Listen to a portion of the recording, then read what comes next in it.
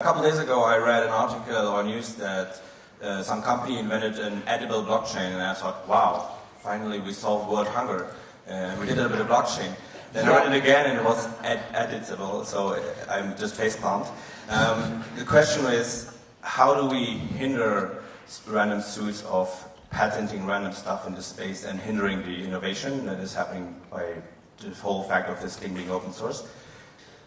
I'm not really worried about patents because patents really affect only the commercial companies in the space that are interested in doing commercial and proprietary technology. Quite honestly, if they're not fighting against patents, getting organized to create patent pools, which I have suggested and participated in groups to do, then they are going to pay the price. They're going to spend a lot of their time in litigation over stupid, crappy patents, over things that are common generic algorithms or systems that were invented by other people. And we're going to see these fights break out, and quite honestly, they're not going to affect the most important thing, which is the broadly available, volunteer-based, open source software that we really care about, because you can't stop that with patents. They will slow down the proprietary software companies.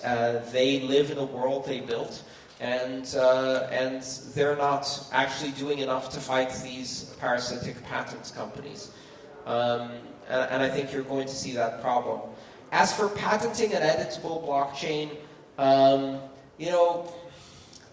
I've expressed my confusion as to why someone would miss the fact that irreversibility of a contractual agreement between two parties, one that may allow for refunds and multi-sig and consumer protection programmed in, or may just be a payment. That irreversibility is not a bug. It is the most useful feature, or one of the most useful features of this. It is a system that encourages autonomy instead of authority.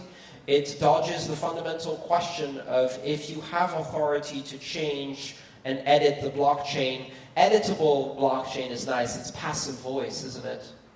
What they patented is a system by which they can edit the blockchain. It's important to understand who the subject in that sentence is. An editable blockchain is a blockchain that can be edited, which brings up the question by whom and under what circumstances, which is the most important question.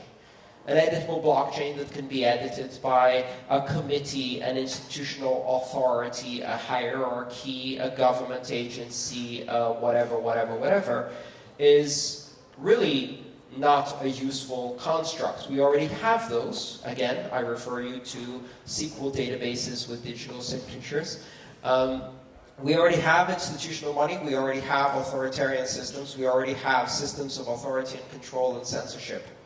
What we have now is non-editable systems of freedom and autonomy and censorship-resistance and free expression and the ability to enter into contracts between individuals that are encoded in a Bitcoin script and which are absolutely inviolable and guaranteed to perform exactly as expected.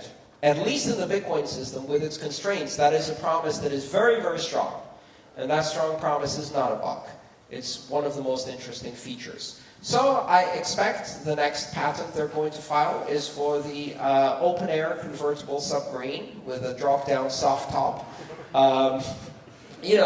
And other things like that, which are really maybe the microwave oven without a door, so you can get a tan while you're cooking your burrito. All of these are things that they can patent. Patenting something doesn't mean it's useful, novel, or interesting. It just means that you first paid a consultant to come up with some nonsense, and then paid a lawyer to make that nonsense part of the permanent record so that you can be forever embarrassed by it.